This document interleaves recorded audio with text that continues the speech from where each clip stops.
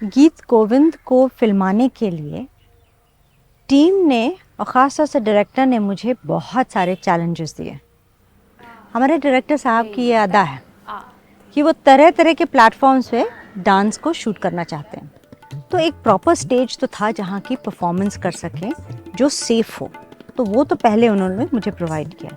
लेकिन और सारी चीज़ें जैसे कि पोएम इन एक्शन है या टीचिंग वीडियोस हैं, उनको करने के लिए हमें कई जगहों पर ले जाया गया।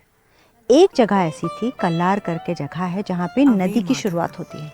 वहाँ पर बहुत सारे पत्थर थे, पत्थर छोटे बड़े हर साइज़ के थे और उसकी शूटिंग सुबह दोपहर शाम तक होती रहती थी।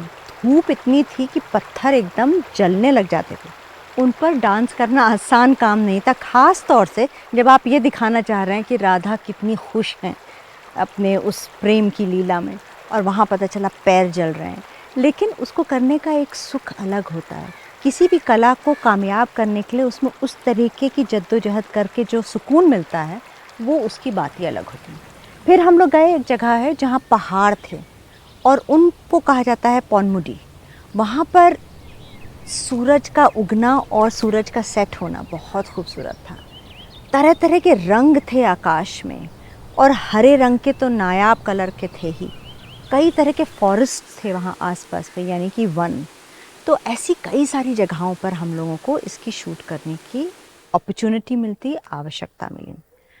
हम लोग ने काफ़ी ट्रैकिंग वगैरह की इन चीज़ों को करने के लिए। जोड़ों में जो दर्द हो रहा था, सामान को लाद लाद करके एंकल्स वगैरह बिल्कुल स्प्लिट कर गए थे।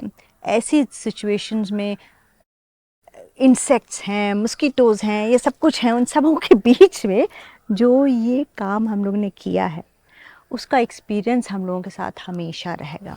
ये एक अपनी कला की तरफ प्रेम है, अपनी कला की तरफ ये श्रद्धा है कि ऐसा काम करने से जो सुकून मिलता है वो हम आप सबके साथ शेयर कर रहे हैं। इन शूटिंग्स के दौरान जो जो एक्सपीरियंस है उनके बारे में भी मैं आपको बताती रहूँगी। तो आप मुझसे मिलते रहिए और मैं कुछ ना कुछ और आपको और बताऊँगी मज़ेदार इंसिडेंसेस।